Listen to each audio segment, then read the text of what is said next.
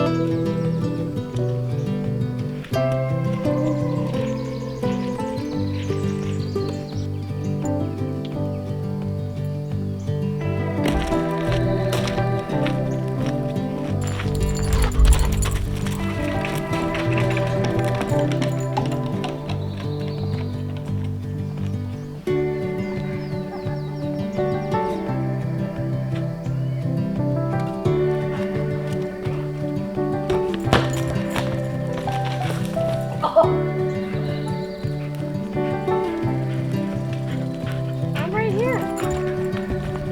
Come on, let's eat. Let's eat.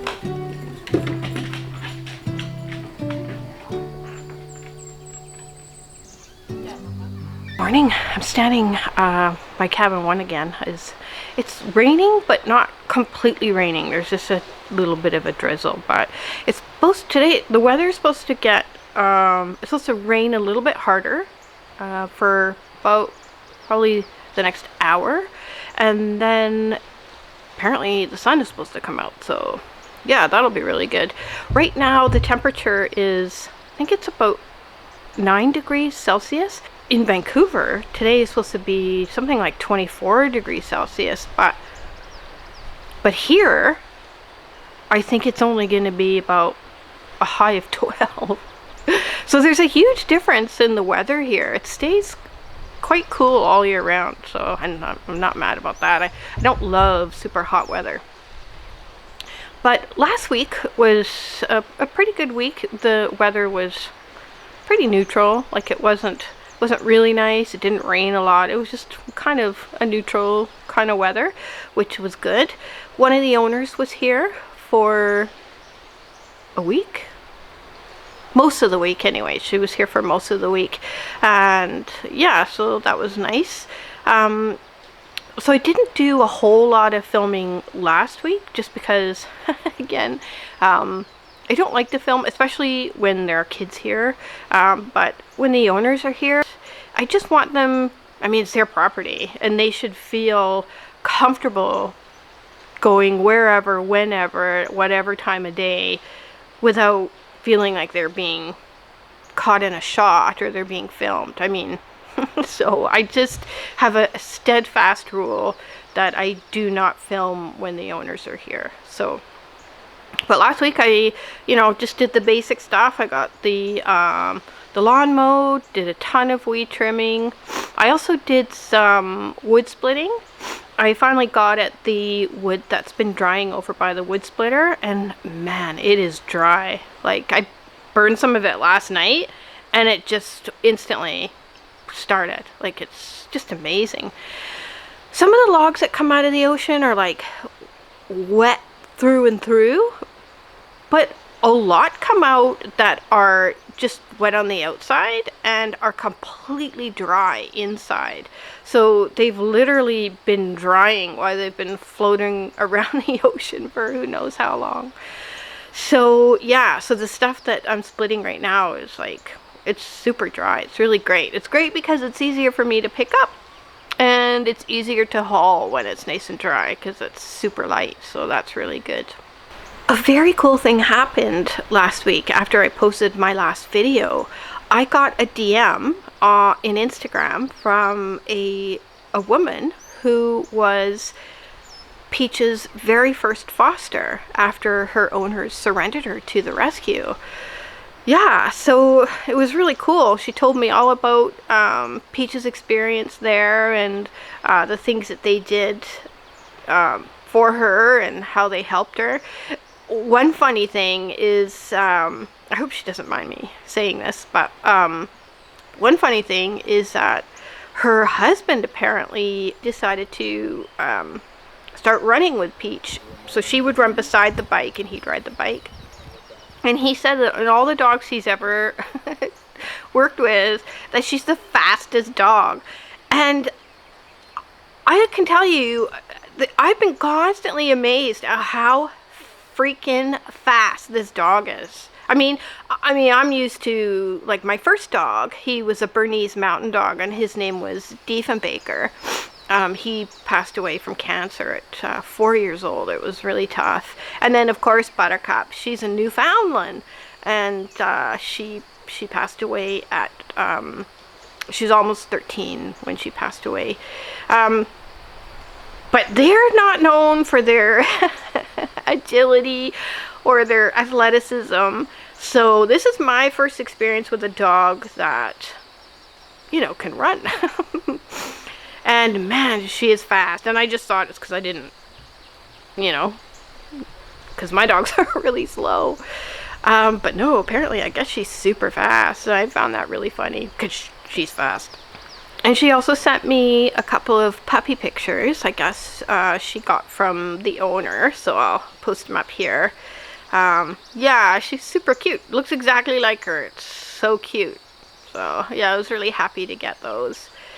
But I just gotta tell you, I mean, I certainly don't want to dwell on Peach's past and what she's been through. And I'm not gonna treat her any differently because of it. But it's just great knowing other people's experiences with her as she went through, like, the foster care, because it just helps me understand her so much more. So yeah, I was really thrilled to have a chat with her and get those photos. We didn't see any bears this week. In fact, I haven't seen very many animals. I hesitate to tell you this because I have no footage to show you, so I feel kind of bad, but I'm going to tell you anyways. But the whales are back.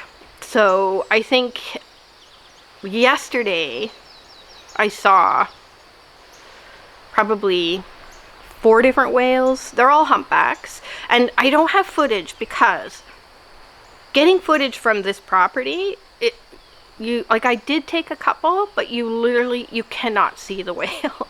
Like, you'd be looking at my footage like, what is she talking about? There's nothing there. You actually cannot hear them. And sometimes it picks up the sound, but yeah, often it doesn't pick up the sound. But Peach heard her first whale breaching last week, which was quite funny. The whale, it breached probably 3 or 4 times, and it's like the sound that something has exploded. It's so loud. So yeah, Peach heard that for the first time, and it sent her into like a bit of a frantic tizzy. So that was quite funny. But yeah, so this season I'm gonna do my best to get out there and get some really good whale footage for you guys. I didn't last season, I didn't last season before. It just got so busy, but this season I'm determined to get some good whale footage, because once the whale season starts, there's whales all day here. I'm not kidding. All day. It's absolutely crazy.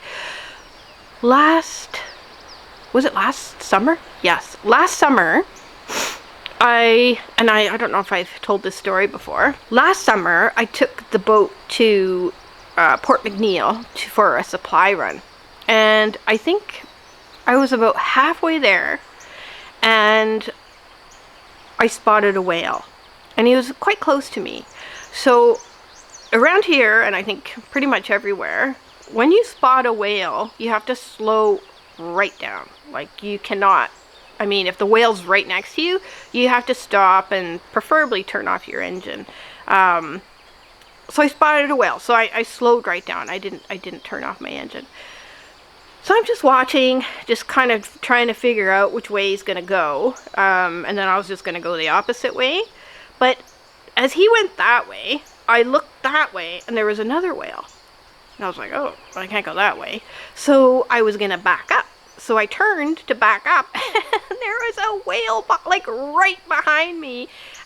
Like, I could see him doing this, like coming right towards my boat. I was like, what the heck? So I looked over the side of the boat and realized I was right on top of a bait ball. So a bait ball is a ton of herring in one spot, like just swimming and hanging around. So he was heading for that bait ball, and I had a whale there, so I just jammed it, and I just I just booked it for like probably 20 feet and stopped again. And he surfaced right where I was. So it's a good thing because humpback whales don't have sonar. So they can see you if they're, you know, they bring their heads out of the water. But they don't know, they'll surface right under a kayak if they don't know that the kayak is actually there. Often though, they'll see you because they'll raise their heads out of the water and they'll see a boat or they'll see whatever. But when they're under the water, if they just come to the surface and you're in the way, you just get knocked over. It happens very rarely, but it definitely can happen. So I got out of his way and he surfaced right where I was, and he came up and he just, the mouthful of fish, and he just went back down again. So I was stuck because it was an incredible experience, but I was stuck in that spot for about probably an hour because by the time I was able to get going, I had seen 16 different whales. I was literally surrounded by whales. Yeah, it was a pretty incredible experience, but yeah, by the time an hour was up though, I was just like, get me out of here. I just wanted to get to Port McNeill and get my shopping done and then get back. But yeah, so this year I'm really gonna do my best to try and get some whale footage. Today it's supposed to clear up probably about an hour or so. I think right now it's about 7 o'clock in the morning. I've already taken Peach out for her walk. It's about 7 o'clock. I have to charge the electric cart because I need the electric cart to do what I'm going to do today. I'm going to haul all the wood that I split last week, and I'm going to haul it over here. I don't know if I'm going to put it under this cabin or by my cabin. I haven't decided that yet. So I've got to wait for the cart to charge, and that's probably going to be about noon, which isn't that great because if it's a sunny day, it's going to be really bright. But anyways, we'll figure it out. So yeah, so I'm going to get started at around noon today, and I'm going to be hauling a bunch of wood that I split last week.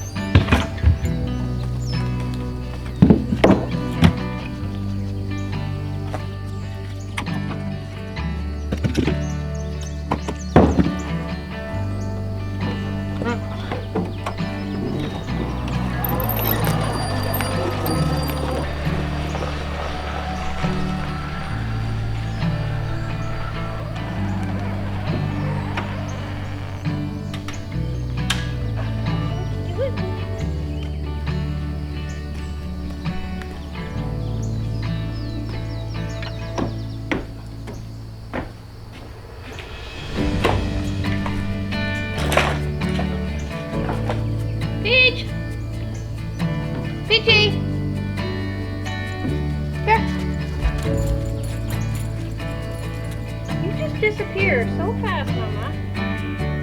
Watch her drink of water. Good girl.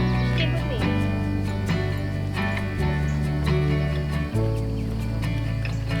Have a drink.